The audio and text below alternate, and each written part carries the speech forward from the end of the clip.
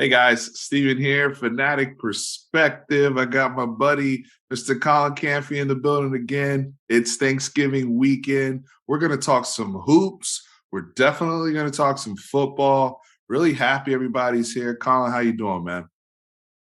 I'm good, man. Thanksgiving 2 days away. Hoops team's looking really strong.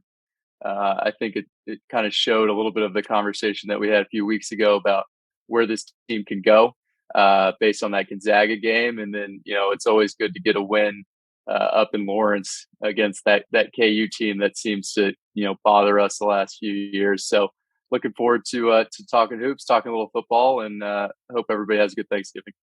Absolutely, absolutely. And getting right into the hoops piece. And guys, as you're watching here, make sure you hit up. I changed the link on Last Stand Hats. It's now laststandhats.com/fanatic. That's it. I don't need y'all spelling stuff out and not finding me. Okay. It's laststandhats.com/fanatic. You can get this. You can get the all gas, no breaks, which everybody has. You get the traditional Texas football hat up there. Lots of cool stuff. Look, 'tis the season of giving. Everybody's trying to get their gifts together. Texas basketball is here. Texas baseball on the horizon. Tons of Texas baseball gear on there. Polo shirts, hats, merch, the whole bit. Hit up laststandhats.com/fanatic and use Fanatic 10 promo code 10% off at checkout.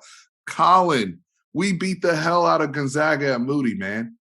And we put up Yeah, we did. 93 points, 93-74 victory over the Gonzaga Bulldogs. Gonzaga is one of the most respected college basketball operations, in our lifetime, honestly, under Mark Few.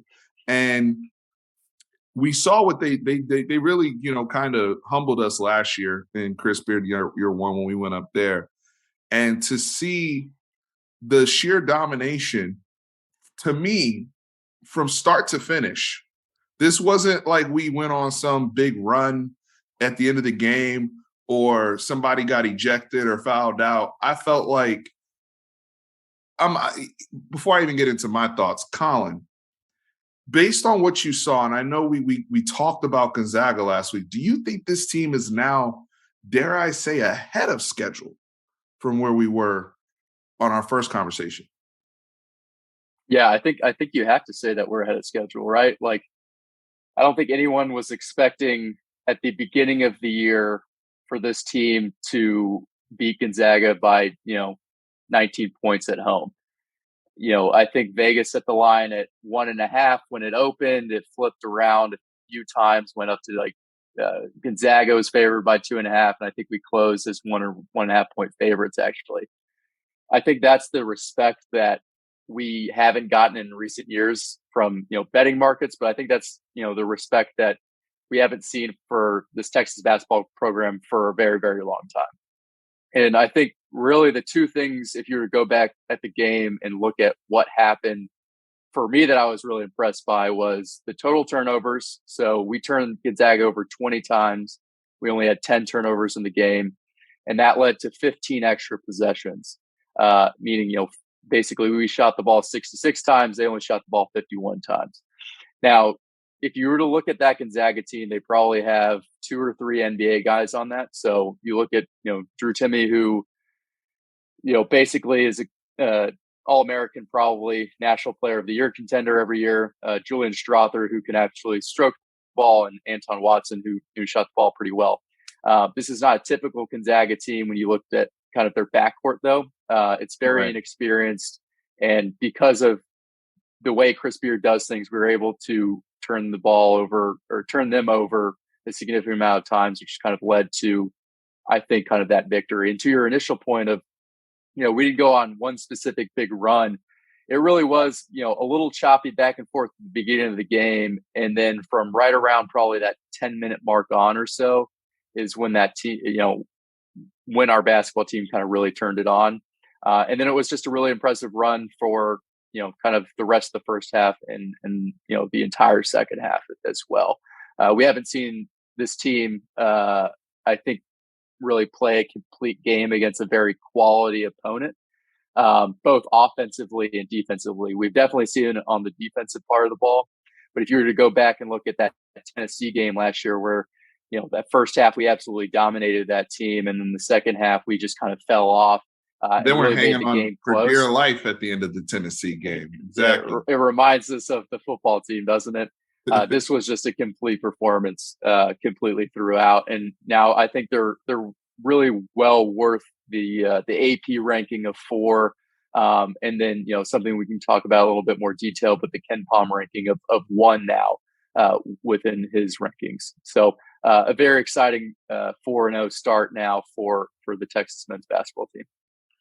When I think of why, okay, and we look at, Chris Beard is obviously doing a remarkable job in and around the program. He's capitalized on all the energy around the, we talked a lot about the Moody Center before. Also credit to Chris Del Conte, the whole Texas administration. It's not a one-man band there for sure. But from a standpoint of personnel at Texas and the personnel that is to come, we get the commitments of Ron Holland from Duncanville and AJ Johnson, who's one of the top, if not the top, combo guard in the country. And obviously, you guys got people like DJ Wagner Jr. and some really, really talented players. And AJ Johnson, who's a young guy out there that I think people are going to be really, really excited to hear and see. And Keenan told me comp for him is probably Shai Gilgeous-Alexander of the Oklahoma State or Oklahoma City Thunder. And, SGA came out of Kentucky and 6'6", 6'7" type point guard, combo guard type model. He said, kind of think the same thing for AJ Johnson. You don't get those type of players without doing stuff like what we're seeing Chris Beard do. And when we look at the personnel, you mentioned the transfer portal a few minutes ago. Tyrese Hunter and the impact. I tweeted this. Tyrese Hunter to me is a program-changing player, especially taking him from Iowa State, who you have to go head up with in the Big 12. Iowa State had tournament success last year with Tyrese Hunter. You go and get that kid who, to me, is just completely – I know you talked about the lack of traditional point guard play in the first video, Colin, but even his scoring and understanding when to play with pace, when I got to play make, and when, even just available shot opportunities, cutting off the ball. You see him catch a lob the other night against Northern Arizona. I got a guy that to me has completely – I'm seeing Marcus Carr play differently because of him. I'm seeing, Christian Bishop play more confidence, Dylan DeSue. I'm blown away with the impact that Tyrese Hunter's had on this basketball team thus far. Yeah, and I think, to give him credit, he tweeted his own highlight and said he didn't realize he could still dunk. So I thought that was pretty entertaining. But when you look at the team as a whole, basketball is not, especially at the collegiate level, a one-man sport by any means, right? And I was really impressed with Dylan. We touched on in the first video, how healthy is he going to be coming in this year will make a huge impact in terms of what this program is able to do. So him being able to look healthy versus Gonzaga, run the floor, play very good defense against Drew Timme. And then they're, I think 4 or 5 star freshmen that they brought off the bench as well, hit shots from both the mid-range and 3-point land was really, really impressive. And then obviously, Tyrese was kind of the star of the game versus Gonzaga in terms of his just general scoring. But I do think everybody kind of feeds off of the confidence that him specifically brings to the floor.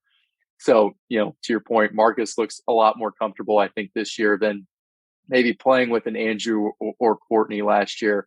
And I think those guys specifically open, a lot of confidence for Arterio, for Dylan, for some of the younger guys on the team.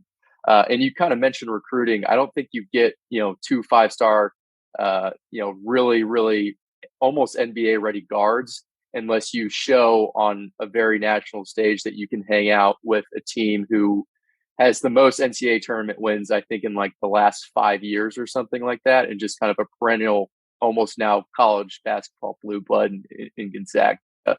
Um, and so, very, very, excited about both the Gonzaga game and then also kind of how we came back out against Northern Arizona. I think we've really had to play one second half in terms of, a complete game all year.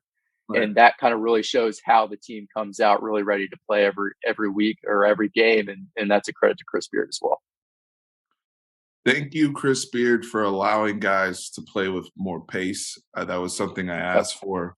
I think Chris Beard's retort to me would be, well, if I get a Tyrese Hunter running my offense, we can do a lot. We can do fun things, Stephen. So, Yeah. and if I get Dylan Dessou, who's going to be hitting threes and shooting like he did at Vanderbilt again, then I got more space for everybody else to cut. Then Dylan Mitchell can go and hang out and grab offensive rebounds and be hustle tonics out there for us and just out athlete people. I have all this room. If my bigs are going to shoot, Christian Bishop's trying to shoot too, and my guards are going to, play with common sense, then Stephen, we can do all the fun things. I feel like that would be Chris Beard's retort to me. But with the momentum that we have and how some teams are looking around the country, Gonzaga then goes and beats Kentucky, I believe. By double digits. Yeah. So there's teams that are the scale is already moving. We start at 12. We're now at 4.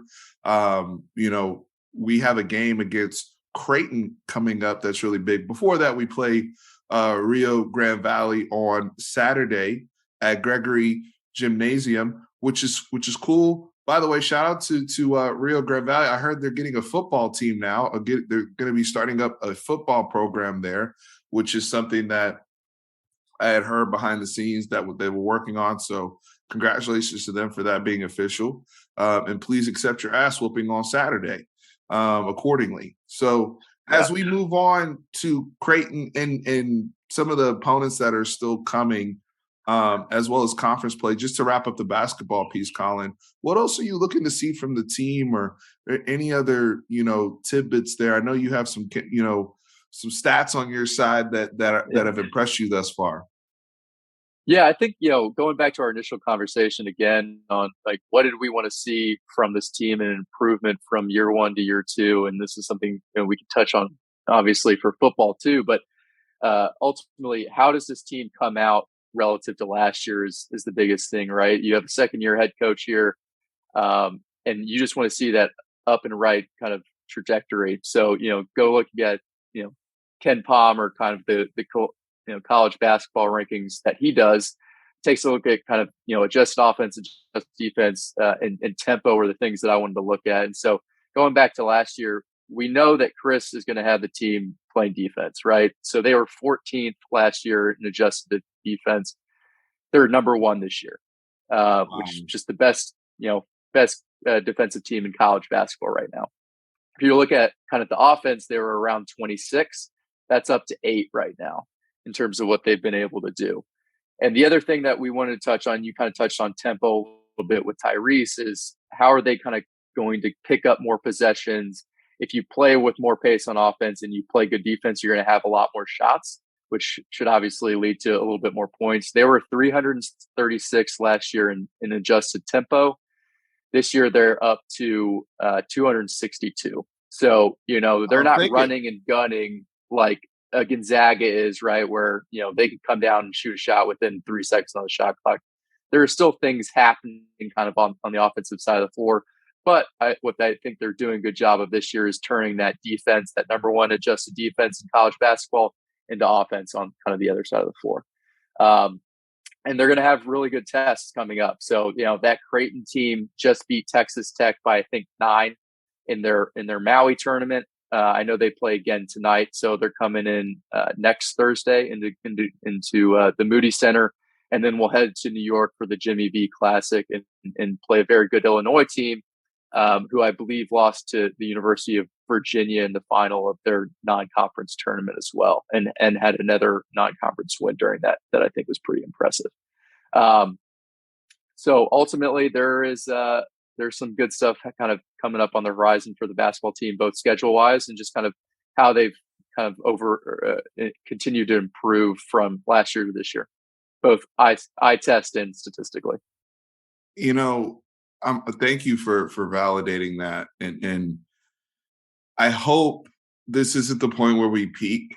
And so I guess the next question that I have for the team, or not even a question, but more so a challenge, and I think this is where Chris Beard's experience overall with already having coached good basketball teams will shine through.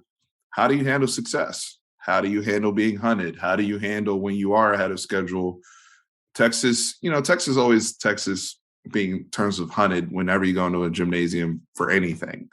But now, people are now mentioning you in the breath of North Carolina. Houston is phenomenal this year, Yep. and some of the big teams that Gonzaga, right? And so, how do you guys deal with hey, if we have a little shooting slump here or there, or we drop a game here, which will happen. Making sure things don't spiral or you don't peak too early. I think that was a problem at times during the Shaka Smart era, where we would go on a nice little run. Some guys would be playing really, really good basketball, and then one bad game, and then they would fall off a cliff, and it would take him so long to get the team back to where they needed to be. And then you drop more games than you should. And now your seating is messed up at the end of the year. So just protecting where we are right now, I think, is really important to me. But with the combination of veteran leadership, but young, youthful energy, like we're getting from Dylan and Terrio, sky's the limit for this team. And I don't think I was the sky's the limit guy when we first spoke. I think we were around that Sweet 16, Elite 8. And now here I am saying sky's the limit, Colin. Yeah. And if you want to go talk about odds, I think we're, plus 1,300 to make the Final Four at the start of the year. And now we're up to plus 400. So, $100 is about 4 times your money on getting the Final Four, which is a very significant increase based on what people have seen from this college basketball team. And ultimately, it's very unlikely a team goes 35-0 or whatever, the total games are. But if they can put themselves in a good position going through, their non-conference and then ultimately the gauntlet that is kind of the Big 12, which has had a pretty good, solid, start to the year as well, with obviously Kansas and Baylor continuing to play well. But, like we said, there's still going to be Tech. There's still going to be some surprise teams. TCU has ultimately kind of struggled out of the gate as well. But you're going to have to go beat everybody on their home floor, and you're going to have to beat everybody on your home floor to look good kind of going into the NCAA tournament at the end of the year in the Big 12. So we'll keep watching. Hopefully they'll continue to impress. Hey, there's sneaky test all over. Illinois is a sneaky one. They got Terrence Shannon and Matthew Myers hanging out over there under Coach Underwood. Taking the Baylor and Tech players. People that have given us headaches, Colin, in the past. Yeah. So there's humbling little nuggets throughout the schedule for us. But shout out to Chris Beard and this Texas basketball team, 4-0 thus far, ranked number 4 in the country. And it was a great weekend because, shout out to BUSR.com/Fanatic, the official sponsor, official sportsbook, official betting partner, Fanatic Perspective. I was able to make some great money hitting the over on Texas versus Kansas, as well as those of you who were bold enough to take the Texas -9 at Lawrence. I know many of us were concerned about the psyche of our football team off a very tough loss to TCU, where they would be. Kansas, Jalen Daniels comes back, and you know what, Colin? They go there, and we whoop that ass. So anybody that bet Texas -9 on BUSR, congrats, you made some good money. There were some tough breaks this past week in college football in terms of betting overall. But if you're looking for a reliable betting partner, best in the business, take care of you. BUSR.com/Fanatic.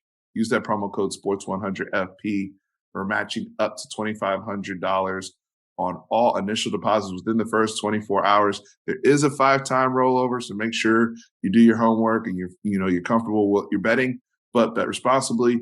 Do it with BUSR. Colin, we got one game left on Black Friday.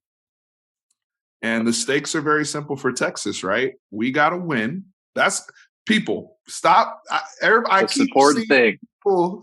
I keep seeing people skip to the Kansas State game, Colin. Yeah. That's on Saturday. For We those, just need to win on Friday. we need That's to the most win on important thing. Friday. Oh boy, Yeah. we got to win on Friday against Baylor at home. Then all of Longhorn juju can be focused on what will happen in Manhattan, Kansas versus Kansas State, for the opportunity to play in the Big 12 championship game. Where's your head at in all of this? Because yeah, I mean, you guys have put some stuff out that I think has made me think a little bit more deeper about it. But if you were to say at the start of the season, they've got 7 wins, they're going in the last game to get 8, and they have an opportunity to go to the Big 12 championship game, I think you would be hitting almost everybody's exact expectations on what this football team was in terms of their, early season expectations. What actually happened in terms of what they've shown us and the results that happened has kind of moved the goalpost for me a little bit, right? My general feeling on the season is slightly disappointed.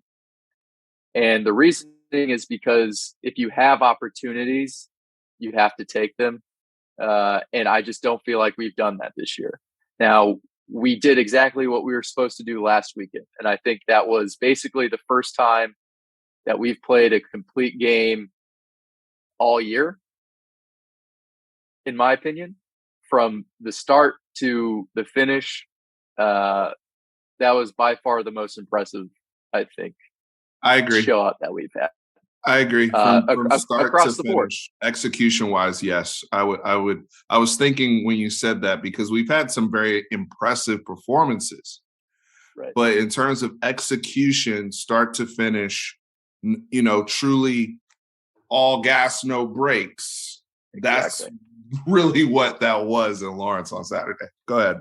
Yeah, if you can see, DJ Campbell come in, mauling people that are opening these, truck-sized holes for Jonathan Brooks to run through when you're already up, 48-14 or 48-7 or whatever it was.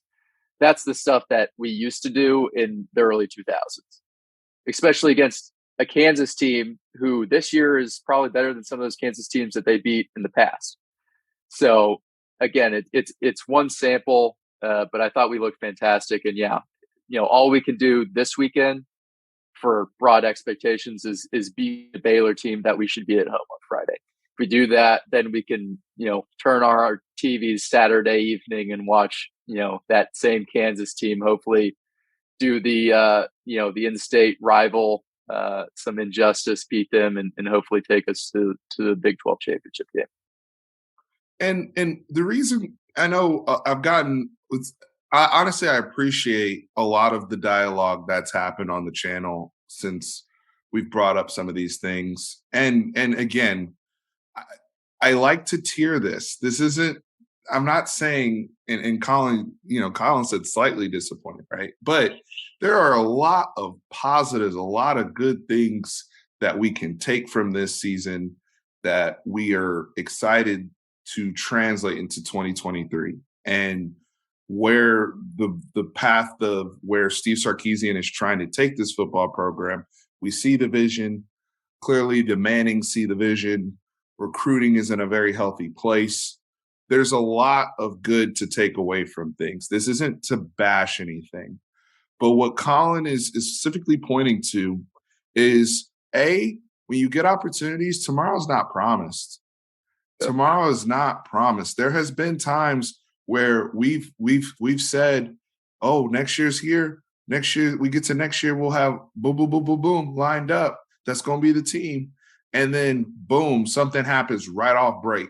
And we don't, and that year is not what we thought it was going to be, even though we had all these people coming back and we have all this experience. College football, Alabama, if you ask Alabama right now, and I know there's Bama fans that ride with us, Go look at their 2021 season. They didn't expect to be in the national championship game. Nick Saban said that was rebuilding. Next year is the group I'm excited about, right?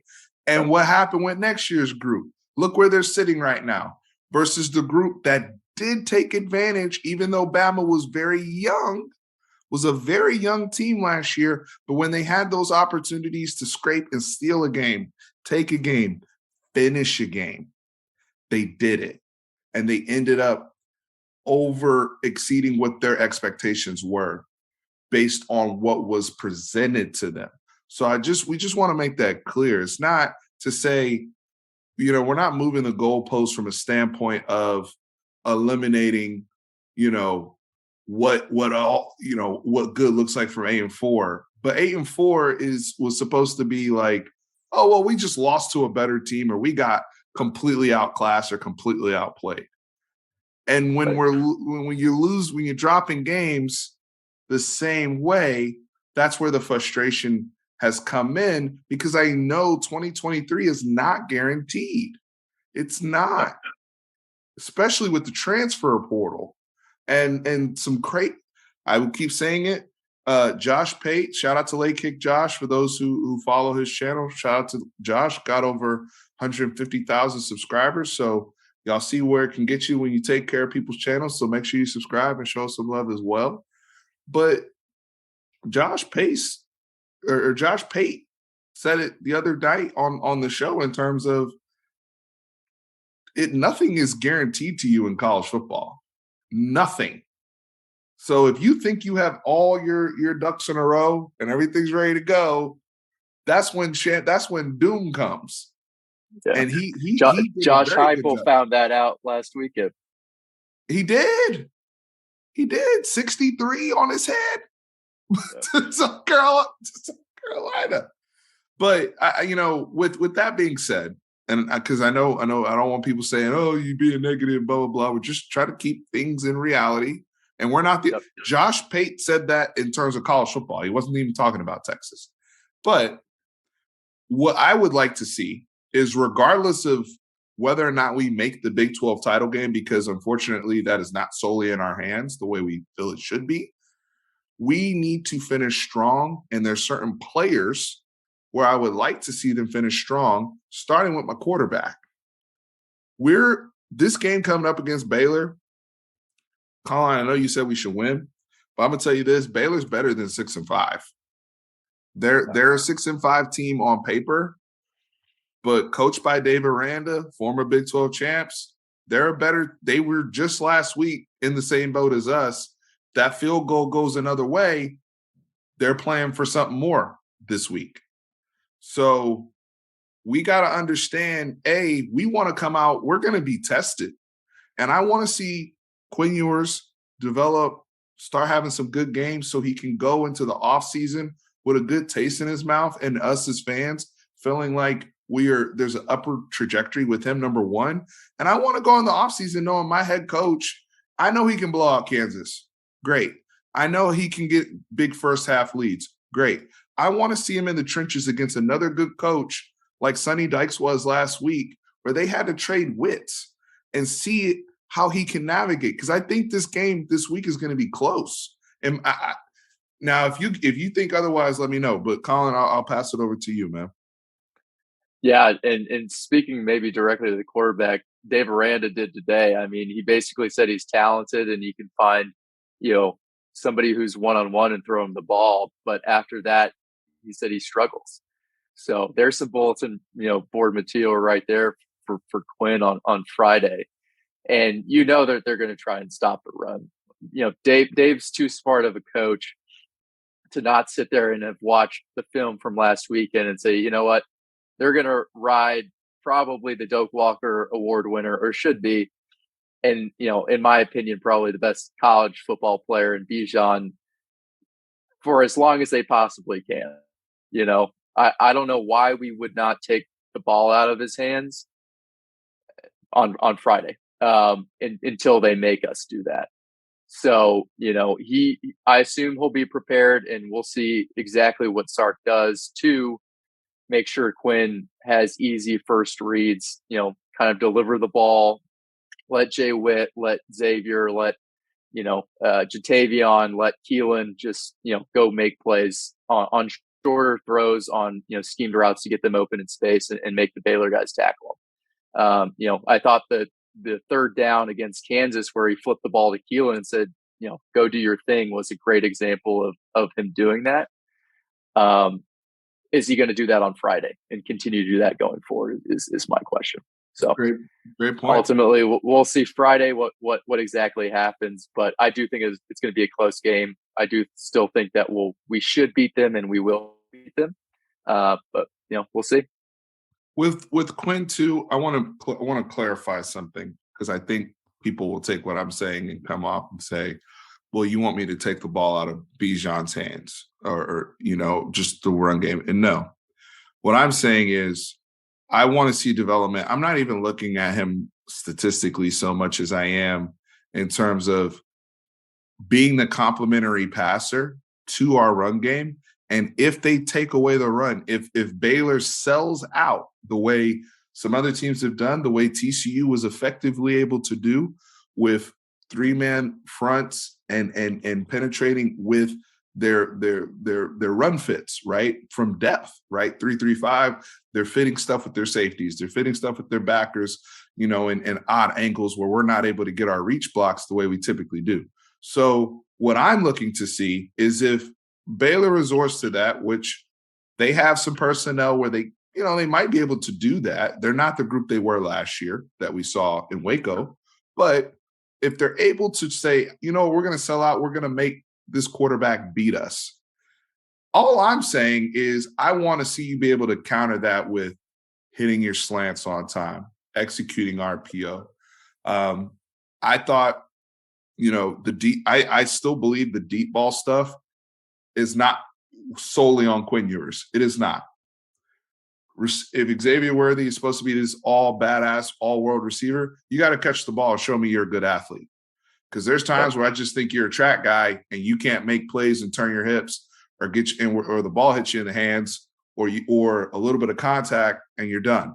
So same thing with some other guys deep downfield, because there's been several balls this year that have been well thrown or more than catchable for us to make plays on, or guys having routine drops.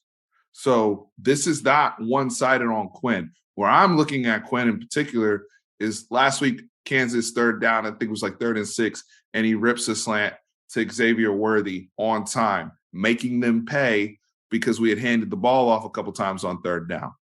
That's all I'm saying. Capitalize on your opportunities that are going to be given to you.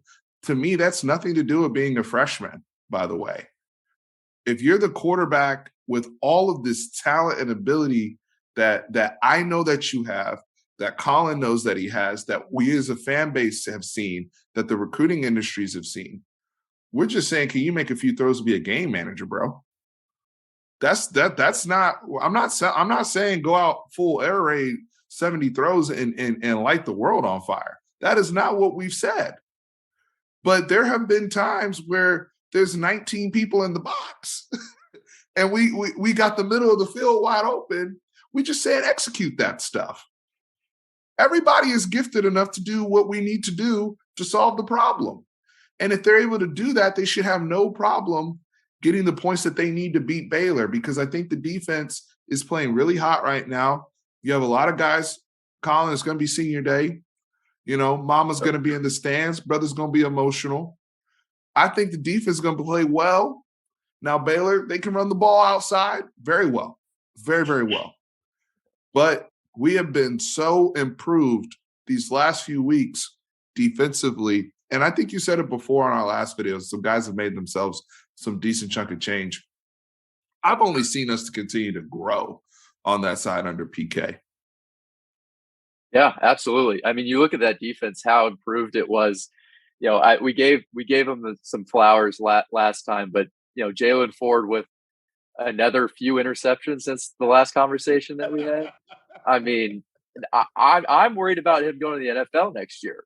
I was excited about him coming back for another year and where our linebacker depth is in terms of how thin it is, and pairing him with possibly an Anthony Hill. But at this point, I'm more scared he gets drafted above DeMarvion Overshown, just the way he's been able to develop. But ultimately, that's a good selling point for recruitment as well, is just how much he's been able to come along from last year to this year and become, a multiple, I think, defensive player of the week in the Big 12 winner.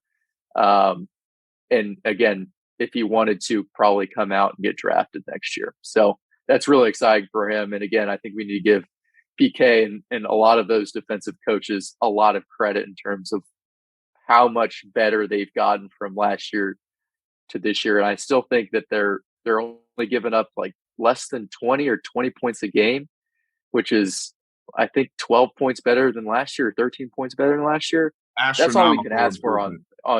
on the defensive side of the ball. So that's really exciting stuff. They've taken away almost 2 touchdowns off their score per game. And then on top of that, you're getting me more pressure. You're getting some interceptions. You're being just disruptive. The effort that they play with. I know when you were at the game, you tell me, hey, I just like the way they fly around. Like you can just see that, like the motor. That's stuff that catches people's eye, in terms of the motor and the dedication, the will to win from the defense. So I think we're in alignment there, man. Go out, beat Baylor. Let's see what happens with Kansas State. Because of what we did, we left our fate potentially in Kansas' hands. But regardless of the situation, if we're playing for growth, if we're pleased with where we're at, whether you agree or not about disappointment, even if you're pleased with 8-4, you still should be in alignment. We need to finish this game and the bowl game, with everything we got, right? And humming on all cylinders from a recruiting standpoint, and to quiet some of that noise, especially with Quinn Ewers, because the noise is coming with Arch Manning. And if Quinn is out there and he is pedestrian, we know what the media is going to do. It's coming. So we have to be prepared for that. But if Quinn is out there and he's playing good football and he's able to play off of Bijan and throw the ball well, and Jatavian Sanders ends the season strong, and Worthy ends the season strong, and Jay Witt gets rewarded for his efforts, then there will be no question on who QB1 is. And Steve Sarkisian has already said, we'll kind of close up here, Colin. He's already said it's competition in the spring. Yep. So, and Arch is coming. He didn't throw an interception this year. So there's a reason, the On3 people have them as his, possibly the top recruit again, maybe ever, but that's a 5-star kid. No matter what any other fan base says in his terms of competition, that he can throw the ball. And it's pressure. It's pressure in the room. We know, hey, the expectation is for him to redshirt, but if you're having challenges and you're saying, oh, well, we don't know what we have with Quinn, we don't know what we have with Malik Murphy and all these type of things, the door opens wider. So Quinn Ewers has an opportunity. This is the way I'm looking at it. He has an opportunity. If the coach says, while you're still in season, that there's going to be a competition next year, then these games still count in terms of my resume and my standing in the room for next year. So if you show me what we know you can do, and what we saw very early in the season, then you eliminate the doubt come spring. That's where I'm at, right? And I think we all feel better about, Quinn year 2, he's going to pick up where he ended year 1. That's where we want to. That's where we want to be at.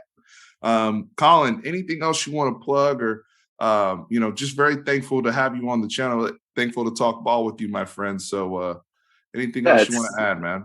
Is the week of Thanksgiving right now. Thankful for my family, my friends, University of Texas athletics, and hopefully to keep it rolling with football, basketball, and volleyball again. Shout out to them. Another Big 12 championship. So, fantastic things happen on 40 acres. Man, volleyball keeps it rolling, man. Congratulations to those ladies out there. Hey, Colin, thank you so much. Thank you to everybody that tunes in on a regular basis. And also, if you're attending the game on Friday, please get there early. Get there early so you can see. I think we have up to 30 people that will be walking for senior day with their parents. It's one of the best parts of senior day, is seeing them that last time at DKR, and getting that recognition and being there with their families, and just created an atmosphere of chaos for Baylor. We need all the help we can get.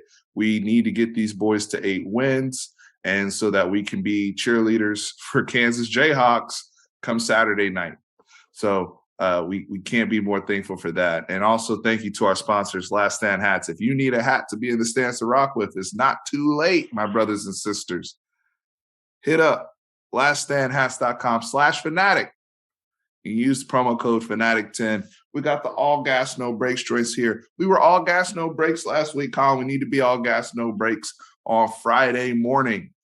And BUSR, get your bets in now. BUSR.com/Fanatic, the official sportsbook, official betting partner of Fanatic Perspective Sports. 100 FP is the promo code there. We are blessing you guys right now with 100% free play match on all initial deposits, first 24 hours up to $2,500. 5-time rollover. Do your homework, bet responsibly. But shout out to BUSR, best in the game 24/7. Colin and I are out. We will see you guys very soon. I'm gonna try to hit y'all with a live before the Cowboys game. But Colin, happy Thanksgiving, my brother. Thank you so much. Guys, remember, horns always up. Peace. What's up? Hook 'em.